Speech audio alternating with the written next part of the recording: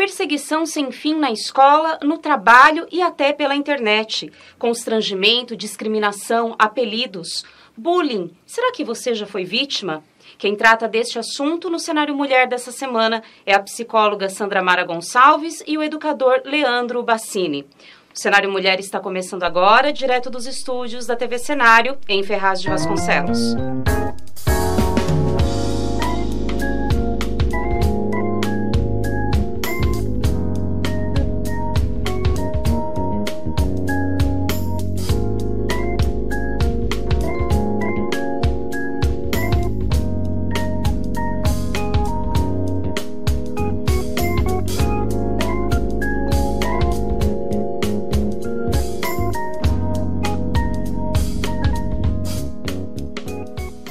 Sandra Mara Gonçalves tem 53 anos, cursou psicologia na Universidade Brás Cubas, a UBC, aqui em Mogi das Cruzes, onde também se especializou em educação especial e em psicopedagogia.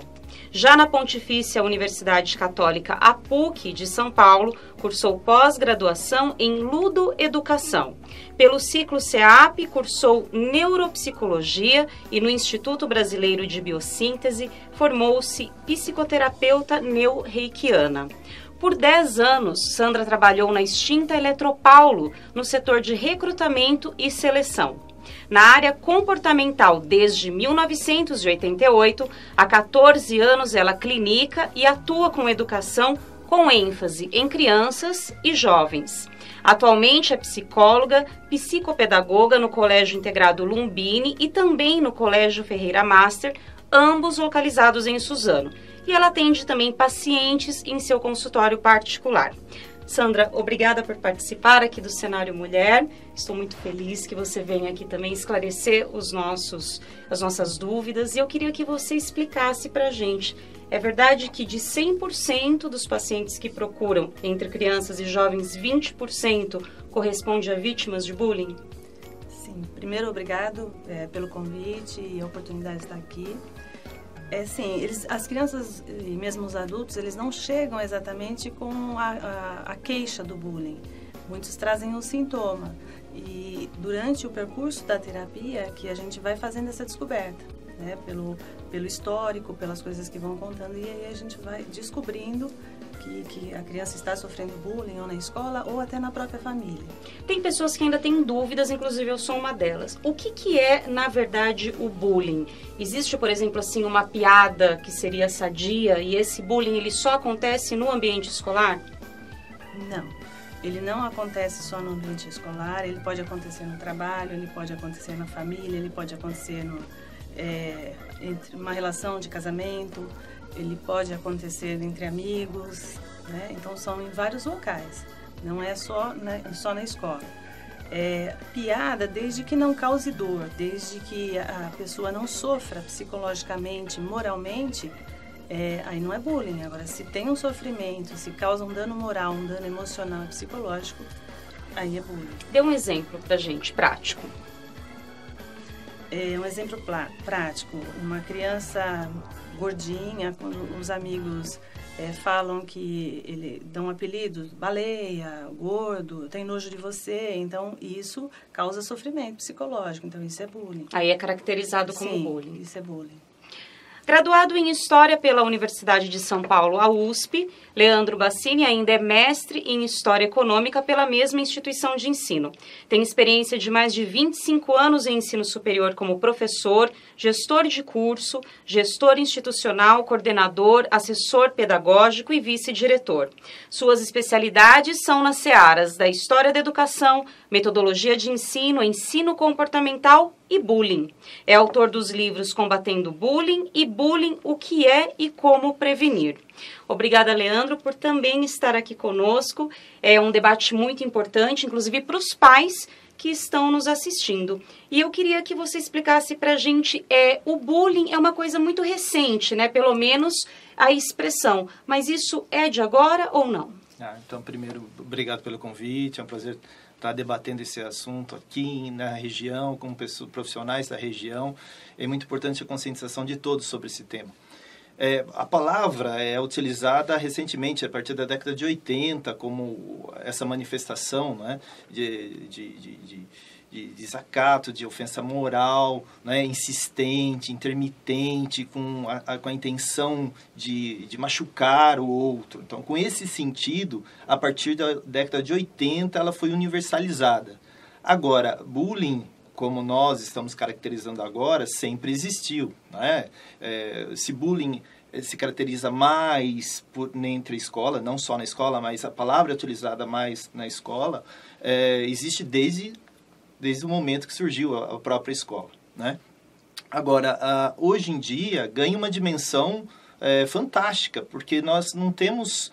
Antigamente, nós não tínhamos a comunicação fácil como temos hoje, nós não tínhamos essas redes sociais que hoje universalizam qualquer ideia que você tenha, né, e se espalha com uma rapidez violenta. Então, hoje virou uma grande caixa de ressonância. Qualquer coisa que você fale na escola, sai do muro da escola imediatamente, ganha outros lugares. Ou seja, ultrapassa os muros da escola. Numa velocidade absurda. Então, aquilo que aconteceu na minha sala de aula agora, alguém já postou, alguém já fez questão de divulgar nas redes sociais e muita gente já sabe.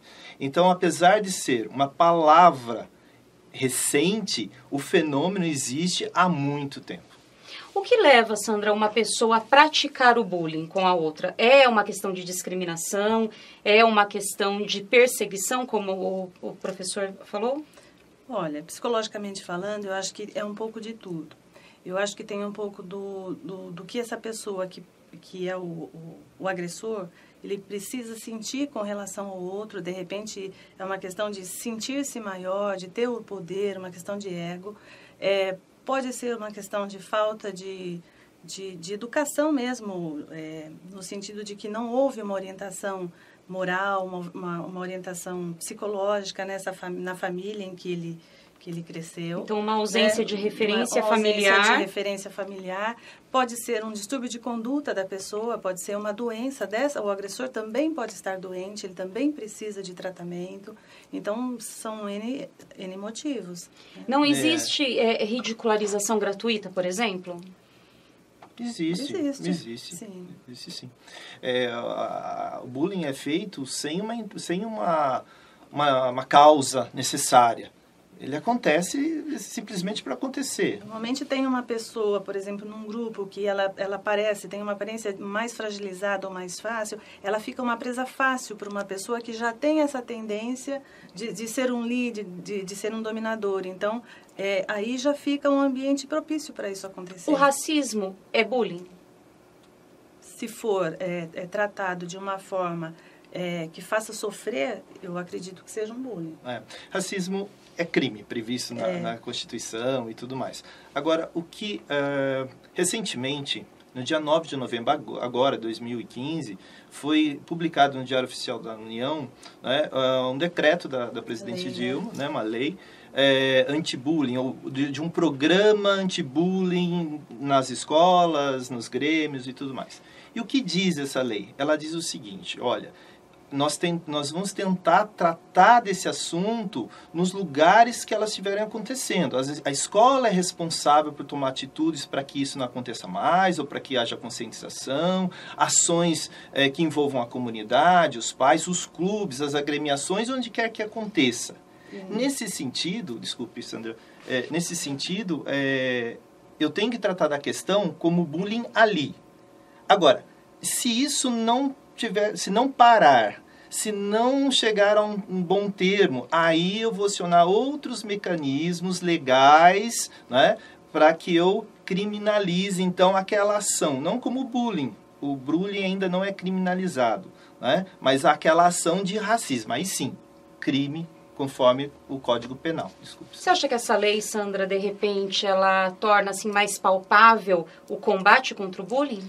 Eu acredito que sim, porque eu vi a publicação desse artigo, eu vi uma notícia no jornal ali dessa lei, eu também, assim, eu entendi que eles vão divulgar, eles vão conscientizar mais a população sobre o que é bullying, vão levar às escolas, aos clubes também. Eu acho que vai ficar mais fácil as pessoas entenderem o que é o bullying, porque muita gente, talvez assim, é normal brigar, o que eu vejo muito na minha prática, às vezes uma criança que está agredida todos os dias, ou, por exemplo, fisicamente na escola. E o que é orientado em casa, revida, vai e bate também, né? Então, eu acho que dessa forma eles vão poder ter um outro olhar sobre isso, e não trabalhar nessa questão da violência no revide, mas entender que há um sofrimento, que os dois ali precisam de uma intervenção, e aí a conscientização, eu acho que vai facilitar e melhorar muito isso, né? E nessa lei, eu não sei, eles falam muito também do bullying racial, do homofóbico, do sexual. Então, né? há umas então, ramificações. Assim, sim. Você acredita, Leandro, que a pessoa que assiste o bullying, ela acaba sendo conivente por não fazer nada? É uma relação bastante complexa. Quem assiste o bullying também faz parte daquela ação. Daquele processo. Agora, existem várias formas de testemunhar o bullying. Eu posso ser uma pessoa que assiste o bullying e tenho medo de ser a próxima vítima e me calo, me fecho. Existe aquele que é testemunha e, pelo contrário, incentiva. Vai, faz isso mesmo. Vai, bate, soca, faz alguma coisa. Ele mesmo não faz, mas ele incentiva quem possa fazer. Né? E existe aquele que vai ser solidário com a vítima. Então, existem várias formas, complexas formas de testemunhar. E que o agressor faz o bullying, comete o bullying para testemunhas. Não existe bullying sem público. O bullying só existe com público. Por isso que ele é feito na saída das escolas, no pátio, para todo mundo ver. Não é? Então, na sala de aula, que 60% dos casos de bullying acontecem dentro da sala de aula. Para que os colegas presenciem, para que os colegas vejam como eu sou forte. O agressor é forte, muito mais forte, dominador, como a Sandra já caracterizou, diante daquela vítima fragilizada. Há uma relação de forças muito desigual entre o agressor e a vítima. E quem é o agressor, ele sabe escolher a vítima, que é como a Sandra falou, já é uma pessoa que tem uma característica visível, que já tem alguma detalhe que mostre que ele não vai se defender. E assim, eu acho que, como você falou, esses outros grupos que são os espectadores, eles acabam sendo coniventes porque eles também precisam ter um grupo, fazer parte. Então, assim, se eu faço parte, eu tenho a necessidade de ser amigo do dominador lá. Então, eu fico conivente com isso, porque eu fico fazendo parte, como espectador. Eu faço parte de um grupo. Entre agressão moral e agressão física, Sandra, tem alguma mensuração do que é pior em bullying? Não, eu acho que os dois causam a dor da mesma forma. Não tem não tem como quantificar isso. Acho que vai de caso para caso, de pessoa para pessoa. E, Leandro, como é que a mãe, que sabe que o filho está passando por bullying, deve proceder? Bom, acho que primeiro, antes disso, algumas dicas, né? Toda criança, seja agressor, vítima ou testemunha, ela tem manifestações. Então, por exemplo, o agressor, ele, por exemplo, pode chegar em casa com um material rasgado, né, roupas rasgadas diante das brigas.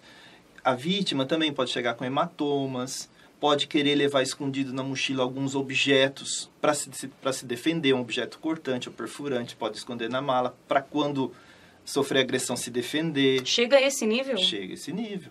As testemunhas, por exemplo, elas podem ir em casa e falar assim: mãe, olha, eu vi num filme um caso onde um menino agrediu tal pessoa, ou colega, e aconteceu isso e aquilo. Ou seja, a testemunha relata casos que ela vive, mas nunca se colocando como uma das pessoas envolvidas, ou mesmo descrevendo o que é a escola, né? Então, fica essas dicas de que são visíveis algumas manifestações. Então, aquele pai que tem um cuidado com o filho, que enxerga o que está acontecendo, se ele tem alguma manifestação física, não quero ir na escola, estou com dor de barriga, estou com dor de cabeça. O aprendizado também pode estar prejudicado. Totalmente, o desempenho vai lá embaixo. E assim, insônia, dor no estômago, dor de cabeça, isso também são indícios. Irritação no intestino, tudo são indícios de que pode estar acontecendo alguma coisa na escola, né? Mas voltando, você me perguntou se a mãe E como é que ela deve proceder? Então, o bullying, a gente tem que conversar. Não se conversa na escola sobre isso, né? Ou se conversa dentro de um planejamento fechado. Hoje você acha que isso aí ainda é muito deficiente na estrutura pedagógica? Sim, sim. Primeiro, se imputa à escola uma série de responsabilidades que ela necessariamente não tem, mas vem ganhando ao longo do tempo. E isso dá uma sobrecarga muito grande à escola, aos professores, aos coordenadores, diretores. Então, na escola eu tenho que falar de trânsito, eu tenho que falar do idoso, da religião, respeito. de tudo e de bullying. Agora, apesar disso, realmente o bullying tem que ser uma ação constante da escola. Ela tem que sentir que isso é uma necessidade diante da violência dos dias de hoje, diante da relação de extremo consumo e de valorização de estética e do eu que hoje a gente vive. Do encurtar caminhos pela internet, como você mesmo falou. Do encurtar caminhos, do ser famoso nos 15 minutos e nos próximos 15 ser famoso o tempo todo. Então, a escola está envolvida em todas essas questões que é nossa, é contemporânea. E ainda ela tem que ensinar a ler e escrever. Então, os pais têm que conversar com a escola realmente tem que fazer um planejamento constante com a questão de bullying, não fazer um trabalho, gente, vamos fazer um trabalho sobre bullying. Não é isso. São ações constantes. Por exemplo, sabe a famosa panela de sala de aula? Uhum. Essas famosas panelas, elas contribuem demais para que os casos de bullying aconteçam. Então, desde lá, das primeiras séries, o professor, junto com a escola, tem que ter dinâmicas diferentes que formem grupos distintos em sala de aula. Tenham atividades extras na escola de interesses diferentes. Então, xadrez, futebol, natação, teatro, que não necessariamente aquele grupo de panelinha vai permanecer. Ele vai ter contato com outras pessoas de outras séries, de outras idades. E eles vão perceber, poxa, aquele cara é legal. Aparentemente não é, aparentemente gostaria de zombá-lo, mas não, ele é legal. Olha só, aqui no futebol ele é bem legal. Teve uma oportunidade dele conhecer melhor. Então, conhecer é a fórmula para que haja menor incidência de bullying em todo lugar. Entendi. Conhecimento, o respeito ao outro e a si, né? Eu acho que até, diante do que você está falando, nas escolas particulares, o índice de bullying é maior do que na escola pública. Por quê, Sandra? Por quê? Porque as crianças, elas vêm desde a educação infantil, geralmente eles seguem uma mesma turma até o término das séries, lá no 9º ano. Então, eles vêm com o mesmo grupo. Então, formar panelinhas é muito mais fácil. Entendo. A rotatividade de crianças é menor ali, na sala. Entendeu? Então, assim, apesar de eles criarem um vínculo, talvez, lá na frente maior, durante um período, né, principalmente quando eles estão entrando lá na adolescência, aí que acontecem as panelinhas e aí que pode acontecer o maior índice de bullying. Pela minha experiência, e a gente, assim, como conhece já bastante a turma, por estar bastante tempo, a gente começa a observar, o comportamento da criança está diferente, ela começa a ter crise de ansiedade, sai da sala toda hora falando que está com dor de barriga. Porque dificilmente né? essa criança que é a vítima, ela fala para o professor ou para o psicólogo? Não fala. Ela vai somatizar. Muitas vezes na sala de aula ou na escola, ela somatiza. Dor de barriga, dor de cabeça, né?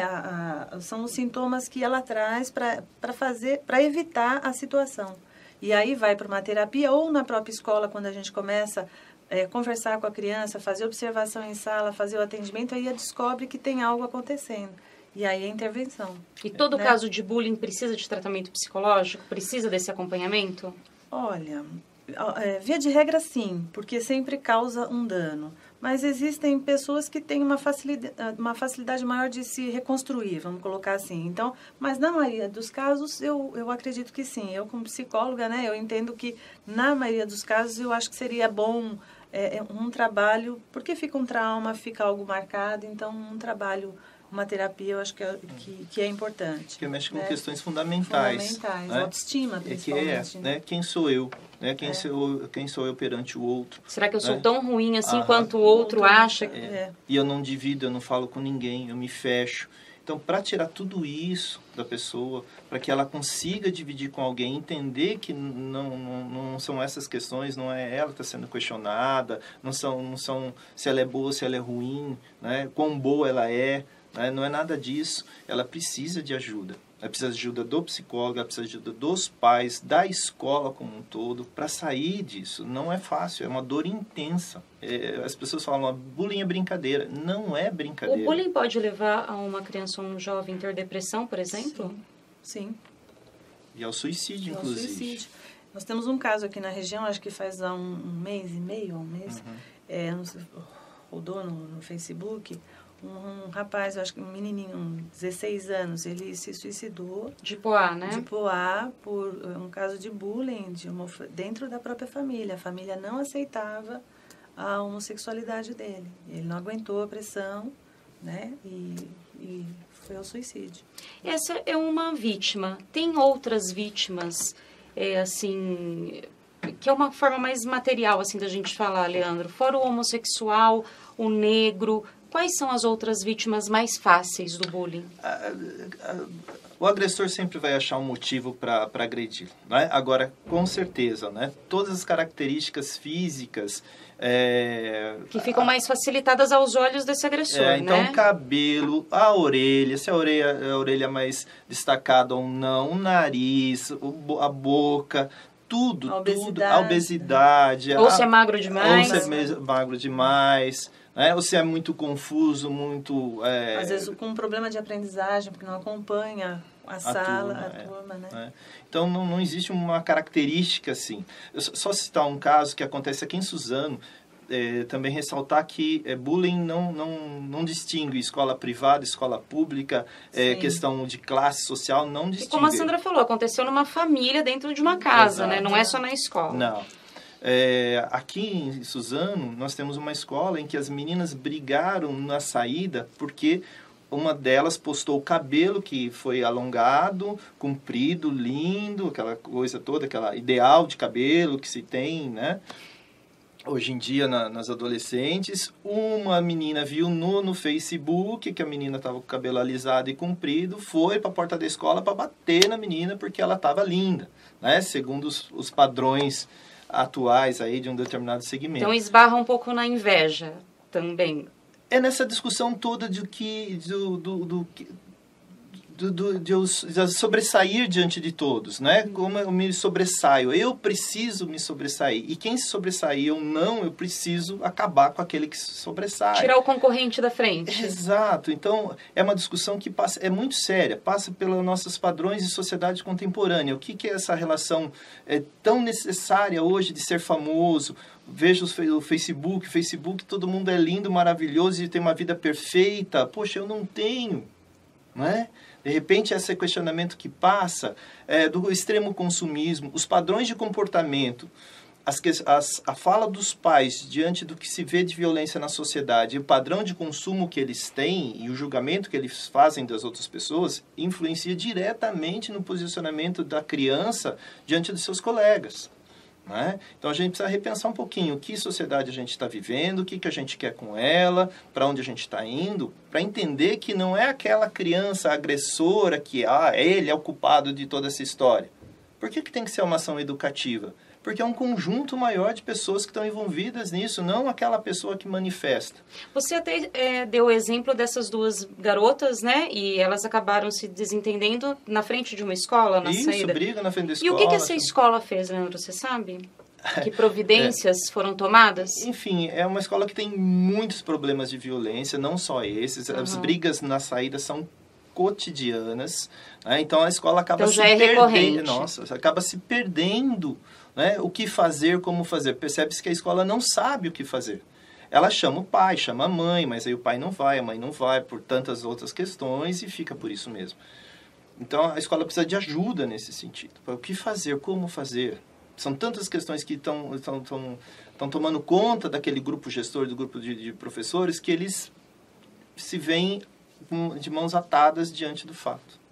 Isso se repete ad eterno ali. Confira agora o quadro Proteção e Defesa do Consumidor com a consultora jurídica Juliane Galo. Juliane, é com você.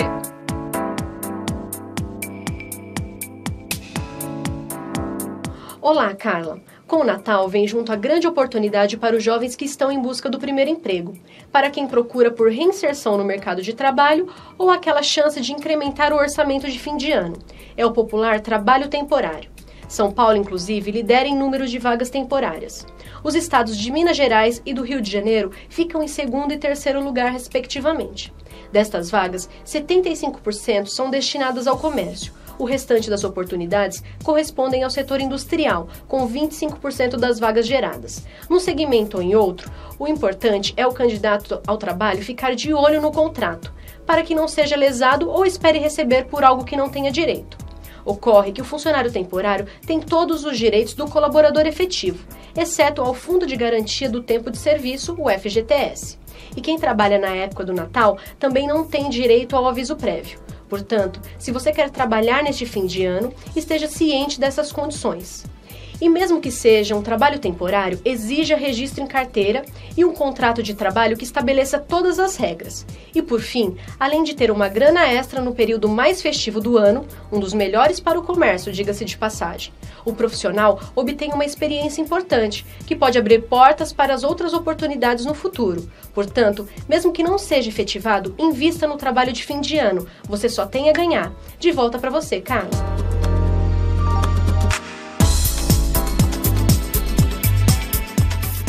É sempre bom a gente saber um pouco mais sobre os direitos trabalhistas. E como você bem disse, Juliane, se a pessoa se sentir prejudicada, o melhor é procurar um advogado e consultar os seus direitos.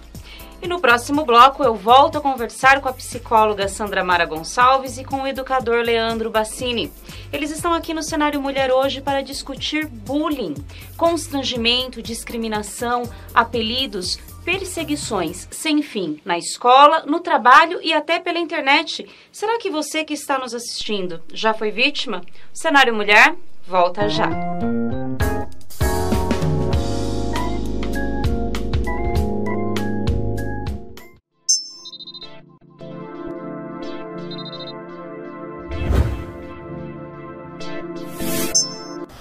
Bom, meu nome é Leonardo Gonçalves, eu sou dentista formado há 16 anos pela USP, onde eu também fiz especialização, mestrado e doutorado, e eu estou aqui hoje para convidar a população de Ferraz de Vasconcelos a conhecer a nossa clínica.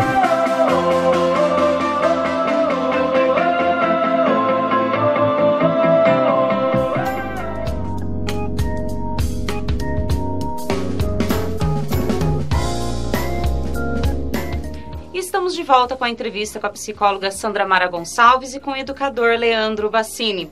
Eles estão aqui no Cenário Mulher nesta semana para falar sobre bullying, constrangimento, discriminação, apelidos, perseguições sem fim. Não só na escola, mas também no trabalho e até pela internet. Leandro, uma pessoa que sofre o bullying, ele pode chegar para o pai, para o psicólogo e contar, ou ele pode também não contar. A gente falou muito de crianças e de jovens, mas e o professor? Ele também pode ser vítima de bullying? Pode ser vítima de bullying, sim. Tanto por parte dos alunos, como por parte dos colegas professores ou demais pessoas, os demais profissionais ali que compõem a escola. E da mesma forma, ele se sente constrangido em se manifestar, em dizer o que ele está sofrendo. Apesar de ser um adulto. Apesar de ser um adulto. Todos que sofrem o bullying têm essa característica de ser frágil, de ser introspectivo, muito tímido. E como tendência, a dificuldade de se abrir, de falar, de expor a sua dor para um grupo, para o próprio agressor. Muitas vezes, só dizer para o próprio agressor que aquela atitude ou aquela fala é muito dolorosa para ele está sofrendo, pode causar uma reversão do quadro pelo agressor, né? No caso de adultos, né? Nem sempre, mas é uma tentativa. Olha, isso que você está dizendo, isso que você está fazendo me constrange, isso me deixa mal, eu estou sofrendo com isso, né? Então, por favor, eu não concordo com essa atitude, né? Se você continuar insistindo com isso, você insistir com isso, vou levar a outras dimensões, os outros grupos para que isso seja discutido. Então, o professor pode sim, inclusive por alunos. Há professores que se constrangem diante de falas que os alunos têm do professor para o resto das turmas do colégio ou para os outros professores. E hoje, meio virtual é um prato cheio para isso, né? Eles gravam um professor na aula e divulgam na internet uma fala que pode ser ridicularizada, uma ação que é editada, uma fala editada que transforma em meme na internet.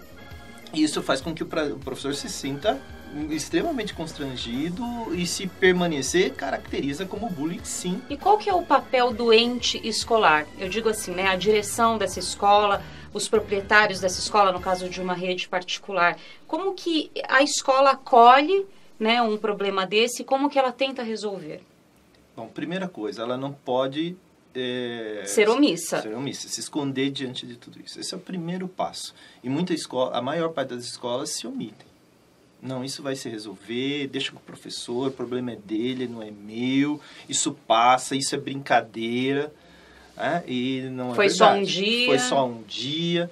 Então a escola ela tem que entender que aquela questão é de todos ali, é coletiva, né? Existem muitas questões que levam a escola a esse tipo de atitude de omissão e de dificuldade de resolução. Primeiro, a escola, e eu vou colocar de maneira generalizada agora, posso cometer alguns erros, mas prefiro assim. Existe dentro das escolas uma tensão muito grande entre que escola nova a gente quer, diante dessa sociedade nova que está aí também. Será que eu tenho que reproduzir os mesmos esquemas de aprendizagem, de ensino-aprendizagem? Será que eu tenho que ter a mesma metodologia? Ou eu posso partir para algo novo? Só que para algo novo, esbarra na questão, no caso das privadas, de mercado. Quer dizer, eu vou perder mercado. Se eu não adotar uma apostila, eu posso perder mercado. Afinal, é um negócio. Afinal, também é um negócio. Não só um negócio, mas também é um negócio. Se eu, por exemplo, não ficar preso às salas de aula, à mesma turma, criar situações onde as diferentes crianças, os diferentes alunos podem se integrar sem ser aquele horário fixo de 50 minutos de aula, bate o sinal, entra outro professor. Será que eu posso criar esses espaços? Talvez eu pudesse, se eu alterasse o projeto pedagógico, fosse repensado o projeto pedagógico. A tensão que eu disse existe porque o professor, a equipe escolar, adota o discurso da novidade. Somos novos, somos diferentes, somos inovadores, porém a prática é medieval. A escola é eminentemente hoje, eu falo de maneira geral, medieval. Ou seja, um atrás do outro, professor com conteúdo. Avançamos em tantas outras searas e a educação ainda se acha que engatinha. Pensa bem, qual espaço o jovem tem hoje para se manifestar? Qual espaço? Veja os programas de televisão, veja os meios de comunicação. Não tem um programa para jovem. Você vai falar Serginho Groisman, altas horas. 1h da manhã. 1h da manhã, e quem fala são os adultos, não é o jovem. Né? Cadê o jovem falando? Não tem. Na escola, qual é o espaço do jovem falar? Fica quieto, menino, presta atenção. Claro, na hora da aula não dá para falar, mas será que não dá para criar espaços para que o jovem converse com o professor sem ser com aquele assunto da aula? Será que não dá para criar isso? A gente tem que ouvir. O papel da escola é fazer com que esse aluno se expresse num tempo suficiente para ele se expressar e utilizando essa expressão do jovem no processo educativo. E de forma sadia. Então, a escola tem que superar essa tensão que hoje ela vive. Somos novos, inovadores de verdade, ou ainda somos apegados a um passado, numa metodologia passada? O mais importante é o conteúdo e não é a pessoa. O discurso o mais importante é a formação da pessoa. Mas e a prática, é mesmo? Ou são os conteúdos os mais importantes? Eu preciso conseguir uma boa nota no Enem. É a boa nota do Enem ou o ser, o ente, a pessoa que eu estou educando? É possível conciliar? São essas questões que fazem com que a escola se perca um pouquinho nessa questão de esconder essas questões de bullying ou não. Pegando até essa formatação que o Leandro explanou muito bem aqui, Sandra, nos colégios onde você atua, né? Como psicóloga, inclusive, há trabalhos preventivos de bullying? Há espaços para que aquela criança e aquele jovem também possa se expressar, para que não tenha essa válvula de escape e acabe vitimizando o aluno que está sentado ao lado? Olha, um trabalho específico para esse tema, não. Né? Tem espaço, sim, de diálogo, tem até um momento de conversa lá, mas não tem um trabalho específico para se falar de bullying, para se falar de outros temas, realmente não tem. Você acha que ainda é uma coisa que poderia... É uma coisa que poderia, sim, eu acho que eu acho que precisa, né? Precisamos da forma como o Leandro está falando, eu acho que precisa mesmo. né? Nós não temos hoje, eu acho que na região, nenhuma escola aqui. O bullying, por exemplo, Leandro, ele pode levar a atos assim mais graves, uma agressão que possa colocar um aluno em coma ou até assim um abuso sexual, pode virar um caso de polícia? Pode sim. No Brasil nós temos casos que viraram casos de polícia, temos relatos de suicídios, temos relatos de violência que levou à internação e a um ferimento muito mais sério. Em outros países, nós temos o fenômeno de atiradores invadindo escolas e fazendo dezenas de vítimas. No Brasil, nós tivemos em 2011 aquele caso do Rio de Janeiro, em Realengo, onde o Wellington Menezes, ex-aluno de uma escola municipal... Que era vítima de bullying, inclusive, né? Diziam alguns parentes. Aí é uma questão bem delicada. Nem todo atirador que entra nas escolas para fazer esse tipo de ação sofreu bullying naquela escola. Pode ter sido? Pode, mas não necessariamente. Nesse caso do Rio de Janeiro... Ele fala que o mesmo dedo que matou, né? Que ia matar todos os colegas, mataria ele também. Não foi essa que ele falou? Ou foi do Columbine? Columbine? Eu acho que é Columbine. Que ele falou que ele estava matando, sim, por tudo que ele e o amigo passou. Isso é em Columbine, Estados Unidos, né? Agora, no Brasil, esse Wellington Menezes, ele tinha muito um discurso religioso, né? Fanatismo religioso, né? E talvez não se caracterize como bullying. É muito delicado você afirmar que não podemos generalizar. Não, de forma alguma. Que toda pessoa, todo aluno que sofreu bullying pode vir a ser um atirador e fazer um ato como esse. Pode ter relação? Sem dúvida nenhuma, mas não necessariamente. Nos Estados Unidos, as pesquisas são mais... em quantidade bem maior do que no Brasil.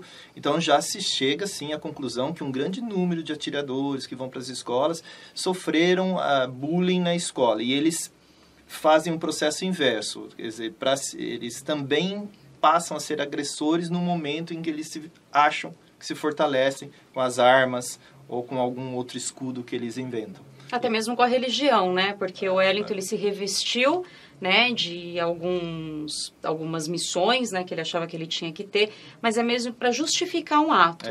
É mais ou menos isso que acontece. Uhum. Sandra, o adulto que hoje passa por situações complicadas na área da psicologia, né, alguns dilemas, algumas dúvidas, ele pode ter sido uma criança que foi vítima de bullying? Olha, eu acho que aí entra naquela estatística de 20%. Não todos, né? Não tenho essa estatística fechada, mas não todas as pessoas que vão para um consultório com uma depressão, ou com uma patologia, com pânico, ou mesmo com algum trauma, não necessariamente tem um histórico de bullying. Tá? Mas tem alguns casos que sim. Tem muitos casos que sim. E que acabam se abrindo com você? Sim, às vezes a pessoa nem percebe. Principalmente quando é dentro da família. Então, quando a gente começa a investigar o que acontece, como essa pessoa funciona, e aí, porque a pessoa, o ambiente familiar, a gente entende que é o meu ambiente de proteção, é o meu ambiente de afeto, e muitas vezes a pessoa não percebe que tudo aquilo que ela viveu numa relação com mãe ou com pai foi uma relação perversa, ou foi uma relação que havia um tratamento de bullying lá. Só depois de um tempo de terapia que a gente começa a entender isso. Mas aí vai um tempo, até entender o que acontece, porque para ela, a vivência que ela teve, a vivência dela em família, a experiência dela era essa. Então, ela não tinha um outro parâmetro. Uma outra referência. Então, para ela, isso era normal.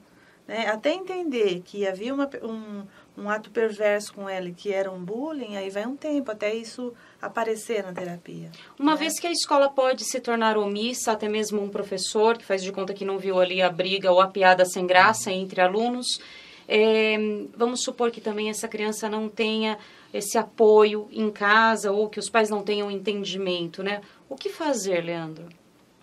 fica difícil para a criança. Se a escola não apoia, se os pais não apoiam, essa criança se vê sozinha. Né? Os amigos podem ajudar, aqueles amigos mais solidários? Podem, mas não resolvem. E tem um modo, por exemplo, dela, não tendo todo esse suporte, dela evitar, minimizar as chances dela ser vítima de bullying? Então, não existe essa forma de ser vítima. Não existe. O que existe é um sentido coletivo de trabalho. É só quando o coletivo no qual ela está inserida resolve, né, tomar conta e fazer um trabalho sério de conscientização e de punição, a palavra talvez não seja essa, mas de tentar minimizar esses efeitos e essas ações, conscientização. É só no coletivo. Sozinho, infelizmente, ela não consegue reverter essa história. Não consegue. Então, o primeiro passo é falar. Porque não dá para também se revestir numa bolha e ir para a escola. Não dá. Não. Ela tem que falar. Por isso que os professores têm que ficar muito atentos à fala do aluno. Olha, professor, está acontecendo isso e aquilo. Deixa para lá, isso é brincadeira do fulano, Beltrano. O professor tem que ficar atento e levar isso como muito sério. Muito sério. Se uma criança falou e não foi ouvida, ela já vai se fechar de novo. Um outro exemplo que eu posso dar. Uma criança que era muito estudiosa, mas muito estudiosa. Tirava notas altíssimas. Ela gostava de estudar. De repente, ela começa a ser taxada de... você estuda demais. Nerd. É nerd. Você é nerd. Já vi casos onde a pessoa reverteu isso e falou assim, tá bom, não quero saber de mais nada. Porque hoje na escola existe a competição. Quem tem o menor esforço para tirar as maiores notas, ou para se dar melhor. É a vantagem. A vantagem. Então, aquele que estuda muito é ridicularizado. Né? Então eu vou negar, eu vou deixar de estudar, não quero mais ir para a escola, ou não, vou para a escola, mas eu vou tirar as piores notas. Ele faz o sentido inverso, um mergulho às avessas. Né? Então é muito delicado essas questões, como uma pessoa que não é ouvida no momento de conseguir falar, de repente passa, o funcionário da escola não liga para o que a criança falou, num momento de desabafo, o professor também não dá, né? Não leva isso adiante. Então, todos têm que ficar muito atentos. A escola tem que ser atenta a todos esses desabafos, aos dizeres dos alunos. A partir do momento que a escola identifica, Sandra, o que é feito? Chama-se o agressor e a vítima, chama-se os pais desse agressor. Como que é uma conversa com os pais? Porque eu também imagino que muitos adultos que são pais dessa criança também não admitem. Não, às vezes é assim. Por exemplo, tem um caso em que uma criança começa a ser observada, ela está se isolando muito no intervalo, as crianças lancham e não permite, ou ela não consegue se enturmar. Então, assim, os funcionários da escola já começam a observar. E aí a gente observa em sala de aula e começa a perceber que tem alguma coisa acontecendo. Normalmente, na minha prática na escola, eu chamo essa criança que está isolada, ou que está sozinha, que seria a vítima, né? E aí, de uma forma, a gente cria, eu falo assim, nunca falo por que ela está lá, né? Eu estou percebendo. Então, eu falo assim, eu tenho aqui, todas essas crianças eu já conversei, eu sorteio uma, você faz um desenho para mim, vamos conversar? Então, assim, eu nunca vou diretamente no assunto e peço alguns desenhos dela na escola, dela na família. Aí, quando eu percebo que tem um vínculo, que ela consegue já estar confiando, aí eu entro na conversa e pergunto algumas coisas mais dirigidas. Se a gente percebe que está acontecendo realmente um bullying, aí a gente procura as crianças envolvidas, observa isso também e aí chama os pais. Tanto o pai da criança que é vítima, quanto os pais da criança que é agressor. E resolve? Sim, normalmente resolve. De 100%, nesse universo, uns 80% dos pais colaboram com a escola? Sim, colaboram bastante. Normalmente, quando a gente percebe e há essa intervenção, o resultado é muito rápido. Agora, eu posso fazer o advogado do diabo? Existem pais que falam assim, meu filho nunca faria um negócio desse. Né? Que se negam a essa educação não foi eu que eu dei, ele nunca seria agressor. Né? Então, existe e aí eu não vou entrar profissional da Sandra, psicóloga, mas existe um grupo de pais que, em função de comportamento, de visão de mundo, não admite que seu filho seja um agressor de bullying, cometa Quando bullying. a gente faz essa intervenção onde tem as crianças, já faz a gente começa desta forma.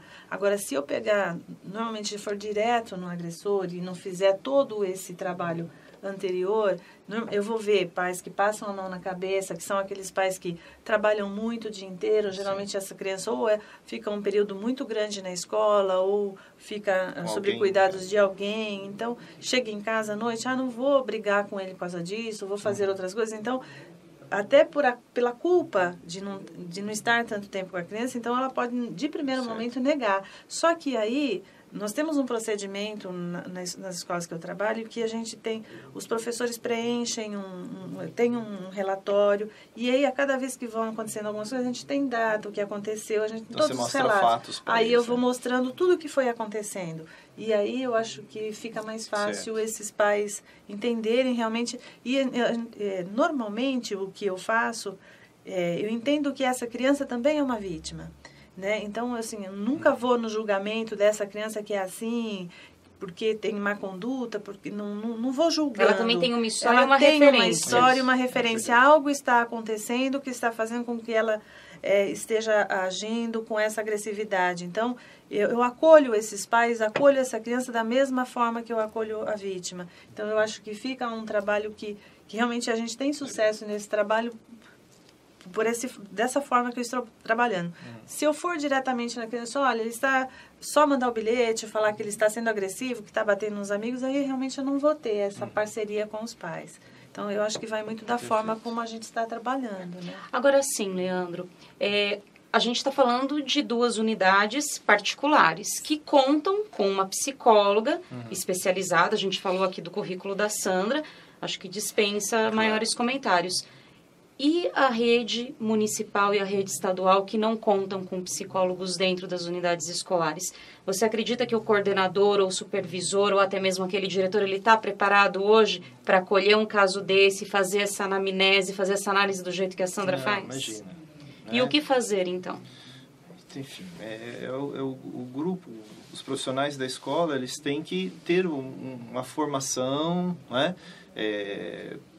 Que aí as autoridades da Secretaria da Educação, ou do Estado, ou do município, enfim, consigam trabalhar algumas questões, alguns pontos que eles conseguiriam enxergar. Porque falta um pouco também do entendimento para atender aquele caso.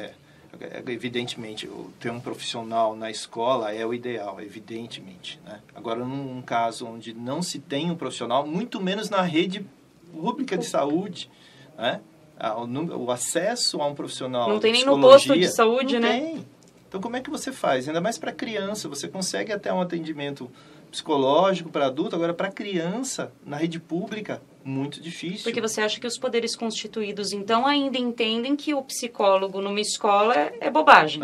Para que eu vou pagar um profissional? Não precisa. Não precisa, e é na saúde que ele tem que ficar alocado, não é na educação. Não é? Essa discussão existe, por exemplo, as crianças que têm alguma deficiência, por exemplo, e precisam ser encaminhadas para laudo, sofrem uma dificuldade, é um calvário para que o pai consiga laudar essa criança, porque na escola não tem, no posto não tem, precisa do psicólogo, precisa do neuro e não se encontram. Então é uma questão bastante séria que precisa ser levado, as autoridades precisam enxergar um pouco melhor isso. Que a escola é uma sementinha de todo o universo que a gente tem da sociedade. Eu preciso... As crianças estão ali, então eu preciso trabalhar com elas lá, com os profissionais da saúde, com os profissionais da educação. É multidisciplinar. É multidisciplinar. E também vai resultar na formação de um cidadão melhor. Não tem dúvida. Não tem dúvida. As especialidades todas podem e devem ajudar a criança nesse processo de crescimento e desenvolvimento. Né? O que é cyberbullying, Sandra? É o bullying virtual, né? Que pode acontecer por WhatsApp, por Facebook, redes sociais, e pelo celular ou pela internet, né? Então, como ele já colocou, que são as fotos, a mesma mensagem que eles postam e vão compartilhando, fotos, situações constrangedoras. Esse é o bullying virtual. Uma outra psicóloga veio aqui num programa passado e falou sobre a pornografia da vingança. né? E ela ainda falou que é um termo jurídico que ela está entrando agora justamente porque relacionamentos de jovens, principalmente. Então, assim, tá no 3º ano, o cara namora com a menina e daí terminam e daí ele posta alguma intimidade. Isso também acontece em escola? Pode acontecer? Sim, acontece com grande frequência. E o método é o mesmo? Chama os pais, chama esse adolescente? Sim. Chama os pais, chama o adolescente e todas as pessoas que compartilharam, porque dá para saber quem foi dentro da escola, né? Acho que há uns 2 anos atrás, foi há 2 anos atrás, tivemos uma situação em que algumas meninas, elas conversando com os meninos via Facebook, elas tiravam fotos delas mesmo, de sutiã, seminuas, mandavam para os meninos na sala de aula, eles copiavam e começaram a divulgar isso entre os meninos de outras salas, né? Então, isso foi um problema bem grande. E crianças, porque é tudo na faixa de 12 anos, né? Então, isso é bullying, porque eles começaram a divulgar e aí, como começou tudo dentro da escola, então teve que ter uma intervenção da escola, com os pais, com os alunos. E a dor que isso causa é imensa, porque é aquilo que eu falei logo no início, extrapola os muros da escola e ganha o mundo. Né? Então a dor é muito grande. Esse cyberbullying é algo que vem sendo muito constante, de uma profundidade que a gente ainda não tem dimensão. Mas o estrago que isso está fazendo nos dias de hoje é enorme. E as providências não acompanham, né? Não, mesmo porque o professor tem até dificuldade de mexer nos aparelhos. Né? A nossa geração de 40 anos, 50 anos, tem dificuldade em se relacionar com esses equipamentos. E os jovens não, eles nasceram nesse mundo. É a geração Z aí que está, né, tá no mundo, então para eles é uma extensão natural. A velocidade que eles têm para postar e retirar ou trabalhar a foto, nós não acreditamos, a gente não tem noção disso. Até o Leandro ir lá no WhatsApp, entender como é que funciona o WhatsApp, ele já me driblou e já fez outra coisa. Você sente isso também lá, Sandra, Sim, com os professores? Com os professores. E é como falar, nós adultos, assim, essa faixa de 50, a dificuldade, o tempo que a gente utiliza para fazer qualquer postagem, é muito, para eles até o jeito que tecla lá, você tem que usar as 2 mãos, então eles riem da forma como a gente utiliza os equipamentos. Que é um bullying também. Que é um bullying. E eles são muito rápidos, realmente. E isso realmente acontece na escola, até com os amigos, na família isso acontece. Né? Não sei, entre quem os grupos de família, posta a gente dormindo lá e toda hora postando, se formos ver, então tem bullying em todo lugar, né? Leandro, estamos muito longe do dia que não teremos que discutir sobre bullying? Ah, sim, estamos sim, porque isso, acho que não ter bullying significa uma sociedade solidária, uma sociedade que respeita o outro, da dignidade humana. Né? E pelo que nós temos visto, isso está um pouco longe. Então, superar o bullying significa trabalhar para uma sociedade solidária, uma sociedade que respeita o próximo. Né? Isso são ideais, né, que a sociedade persegue há anos, né, há décadas. Então, eu vejo isso. Chegar ao fim do bullying, ou prever uma situação que o bullying seja melhor, é uma situação onde a sociedade também está melhor, está menos doente do que está hoje. Né? Que essas questões todas sejam superadas, que acabe essa questão de perseguições religiosas, né? De perseguições com relação à condição social, financeira das pessoas, opção sexual e tantas outras coisas. Cabelo, se o cabelo vai ficar assim ou assado. Isso significa respeito, dignidade, saber entender o outro. E eu acho que aí a gente está um pouco distante. Bom, queria agradecer vocês. Em retribuição, tem um presentinho da TV Cenário. Obrigada. Que é da loja Opção Multimarcas, que veste a nossa consultora jurídica e é apoiadora do programa. E eu também queria que vocês deixassem um recado. Sandra, quem quiser se consultar com você ou mandar um e-mail, tirar alguma dúvida, tem um endereço, um telefone? O meu telefone vou passar o celular, é o 982762625. O meu e-mail é psique.sandra@uol.com.br. Leandro também pode deixar o seu recado. E também eu queria saber, Leandro, quem quiser comprar os seus livros, como é que a pessoa faz? Então, eu tenho alguns livros de bullying. Eu tenho um livro de bullying direcionado especificamente ao professor, outro às crianças e outro à família. Esses livros, eles estão nas editoras, na editora Meca, né? Diretamente com a editora Meca, é uma editora de João Pessoa. Além disso, existe um livro para criança da editora Cereja, aqui de São Paulo, foi lançado na última Bienal do Livro, então também em contato com a editora Cereja de São Paulo. Agora, fazer contato comigo no Facebook, Leandro Bassini, né? E meu e-mail, leandrobassini, tudo junto, @gmail.com.